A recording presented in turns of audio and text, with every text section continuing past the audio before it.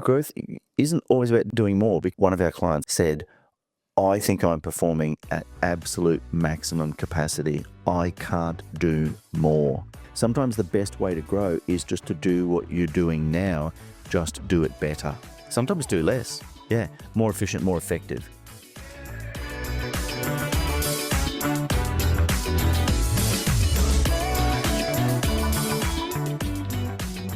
Welcome to the latest edition of the Family and Business Podcast. As always, joining me in the chair, Caroline.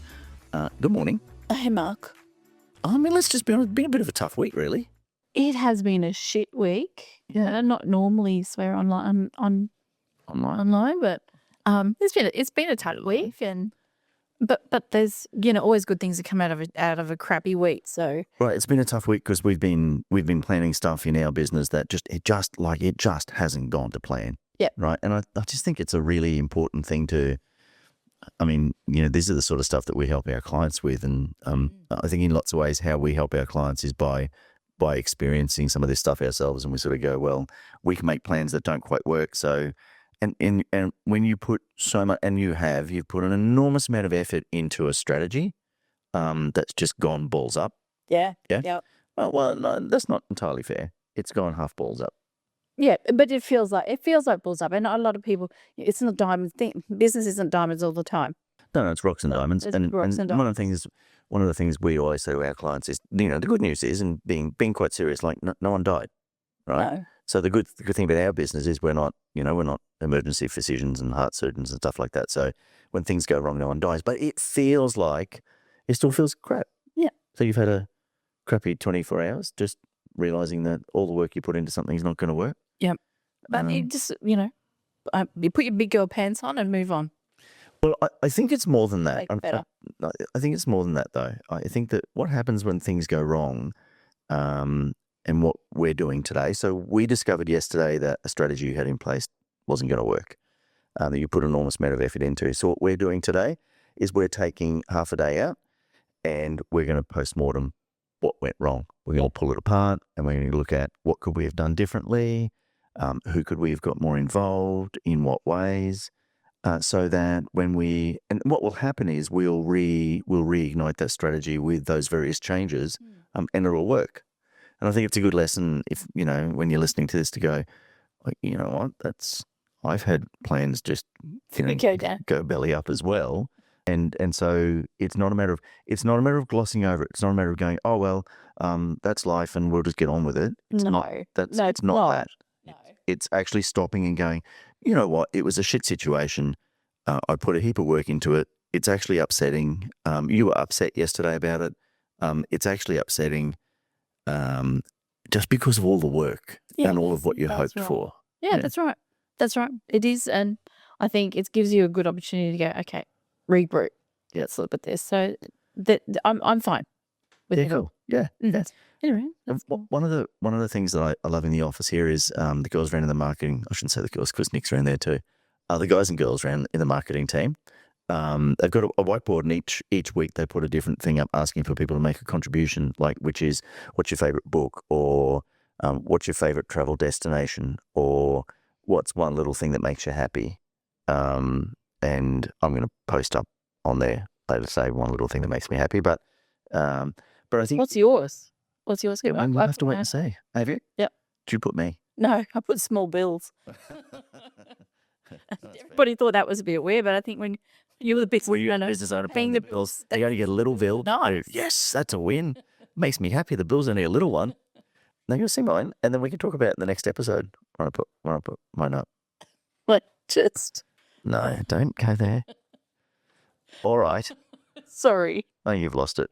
But the point I was trying to make is that out of everything that goes on, you get negative things in your business, but there is always a positive. Like I like to think I'm an eternal optimist, and our fellow directors and friends always say that I'm just an eternal optimist. But I think you have to be, and you have to look at it and go, all right, things go wrong, personally, professionally.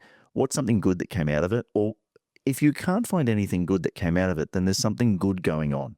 Yeah. There's something good that you can focus on. Yes, there is. Let's talk about the 4 levers, right? So we've developed this model that we call the GIPD model, GIPD. in this episode, we're going to talk about two of those, and then next episode we'll talk about the other two. But really what it's about is, how does a business grow, right? And it's not about working more or doing more or one person doing more. It's about understanding that there are levers you need to pull in the business, and that everybody kind of needs to be pulling the same levers at the same time, or working on the levers that they've got control over. Yeah. And so this applies to business owners and team members as well. So if you're listening to this and you've got a team, share this episode with them, because there's value in this and the next episode for them about the things that they can do to help to improve the business. And so the concept of the GIPD model is really just a bit of a reflection exercise, really, where we're sort of looking at what are the things that we can do in order to grow the business. What can we grow? What can we improve? Yeah. Yeah, this is going to be, there's 4 parts to it: the grow and improve, protect and develop. I think in today's episode, we're just going to focus on the 2 areas of growing and improving. Yep. And it's interesting because as a business owner, I think you think you're the only one that can be that person to grow and improve the business. But when you bring everybody else on board with that journey and everybody has the input for it, it is far more meaningful. You get more buy-in, and it's a lot easier. So lever 1 is to grow something. Yep. Right. And I remember when a number of years ago I did a contract CEO for a national company, and one of the things I said to their team when I took on that CEO role, the company was in some crisis, and I CEO'd them through that crisis and then gave it back to the business owners. But one of the things that I said to the team was, I want you to just think about a 1% situation. What's something that you can do 1% better today than you did yesterday, right? And that'll probably fall into lever 2 of improving things. Yeah. Yep. But the concept here is to leave the business better than today than it was yesterday. Yes. And that's everybody's responsibility. Yep. Yeah. That's not just the CEO or the business owner or the managing director or whatever you want to call yourself. No. It's everybody's responsibility. So lever 1 is to grow something. And everyone, I think, owns a growth role or a growth number in the business.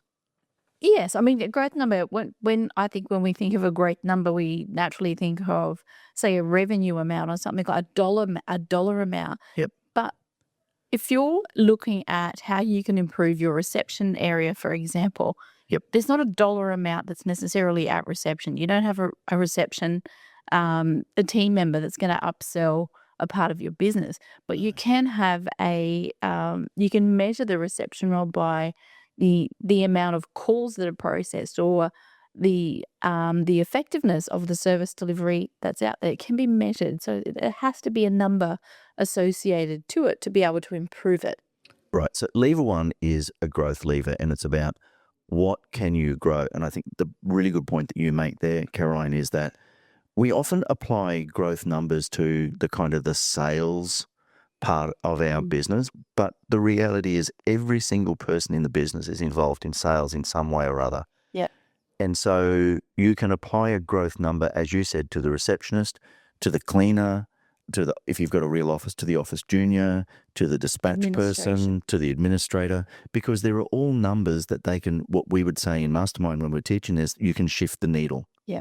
Right. Yep. So really the growth lever is just, what can you shift the needle on? Yeah. I mean, you could be, if it is a sales position, and anybody who's in sales knows it's about the leads. It's about the number of customers, your average sale, and things like that. But as an administration or a leader, you could be looking at productivity. Yep. How productive are your team being? What they're doing today, what is going to get you that 1% growth for the future? Yeah, and I reckon the thing too is that the growth isn't always about doing more, because we had so every Friday we have a Focus Friday session. One of our clients on last week's Focus Friday session said, I think I'm performing at absolute maximum capacity. I can't do more. And I think that's a really important thing to remember, is that when we're talking about pulling the growth lever, it's not necessarily about doing more. Sometimes the best way to grow is just to do what you're doing now, just do it better or more efficiently. Sometimes do less. Yeah, more efficient, more effective. Yeah. So if you do less but you're more effective at it, then that's a growth, isn't it? Yeah. And one of the things that we often talk about with our clients too is that if you're talking about pulling that growth lever, it's not about you going out and doing a heap more. Sometimes it's just about really bedding down and nailing what you are doing in a way which is so much more effective. Yeah. Yeah. I love the fact that you can go, imagine if every area in your business, so the sales team, the marketing team, administration team, all the different areas of your business, doesn't matter if you're an accounting firm or, a dentistry, whatever. But if everybody in your business departments can improve by 1%. Yeah. So It's we're talking about the first lever is growing, Growing. or actually growing something. Yeah. But the second lever, which is now what you've alluded to, is now improving something. So I guess it's important perhaps to know the difference. So growing is actually increasing performance in something, Yes. and therefore increasing something that's actually measurable. Yes. Like if you used reception, the number of rings before the phone is answered, or the amount of time somebody's on hold, how quickly you put somebody through, how quickly you help somebody, the number of complaints being reduced, whatever it might be. It's actually a numbers-based thing. Improvement is more about improving a process. Yes. Yeah. So it's sort of asking that question, well, don't be a problem spotter, but I think you used this the other day, be a problem solver, not a problem spotter. Yes. Yeah. Which I really like that. Yep. I mean, it's easy in the spur of the moment to look at what's wrong, and you'll say, oh, you need to do this differently, and blah blah blah. It's something that it's just quick off the tongue. But if you were to look at noticing what you're saying and be the problem solver and not just a problem spotter, that's going to be a lot more receptive to be able to improve, well, yourself, I guess, and also improve the team around you. You know what? When you're talking about being a problem spotter, I guess it's a bit like being a sideline. Like everybody, if you watch a team sports, everybody's an expert from the sideline, right? Oh, always. Like You often say the soccer mums, but some of the soccer mums, when you listen to the grandkids watch play soccer, you think, oh my God. Let's scale it up a bit. Right, you and I both went to the New South Wales Queensland State of Origin. No disrespect to the soccer mums, because there's some very good comments that are coming out of that. 100%. There's some, or soccer dads. You and I went to the State of Origin last week, and you and I sat in the stands going, oh, that's bullshit, and that's oh, why'd you do that, or that was a stupid move, or, but you know what, we wouldn't last like 10 seconds out on the field. Right, so it's not, but we wouldn't. So it's kind of easy to be an armchair expert. Everybody's, there was that old song, Monday's Experts, right? Everybody's an expert on Monday after the game, or everybody's an expert on the sideline, and I think that's what being a problem spotter is. Oh, look what they're doing, or look what's going on there. Being a problem solver, and I really want to draw a distinction here between the growth and the improve. Growth is actually a number thing, something you can actually measure. Improve it might be communication, it might be systems, it might be a checklist. It might be improving meeting process. Yeah. We have a team meeting here every Tuesday morning, and over time we've evolved by improving that to get people more involved and making things easier. Yep. Customer service, the customer experience. Now, will improving a customer experience, can you measure that the same way you'd measure a growth?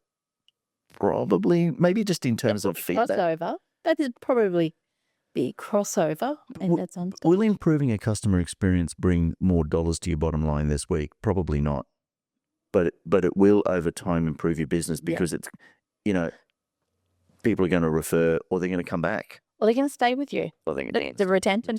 You've got the retention there. If you're looking at, how do I know whether my retention has improved or not? Well, look at the customers, how long they're still doing business with you. Has that changed over the last 12 months? Yep. It's a great idea. I think we could sort of issue a bit of a challenge here, right? In fact, there's two challenges. I think one for each, for grow and one for improve. And these are challenges that apply to you as a business owner or to your team. So if you're listening to this now, you could actually take this challenge and go to your team and go, hey, I've got a challenge for you in the next 7 days. In the next 7 days, you don't need to go through the GIPD model and the grow and improve lever. You could just say, that you're pulling these levers. And so you could go to your team and go, hey, in the next 7 days, what is one thing or one number in the business that you could help grow?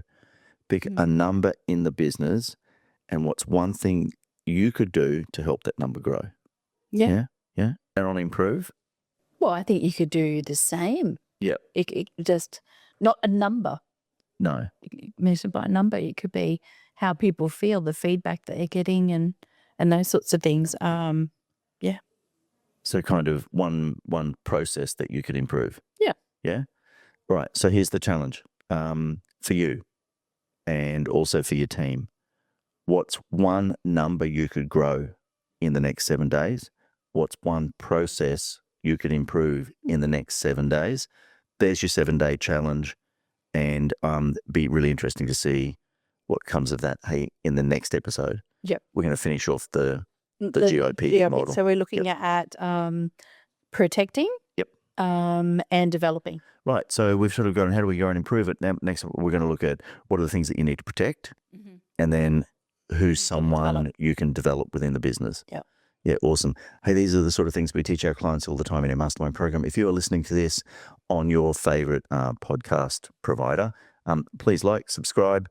We'd love to be able to get you more of these episodes. If you're watching this on YouTube, don't forget to like, subscribe, drop a comment in the box below if there's something that you really like Caroline and I to discuss around your family business. Until we chat next, thank you, Caroline. No, Please that's good. make sure you spend time with those who matter most.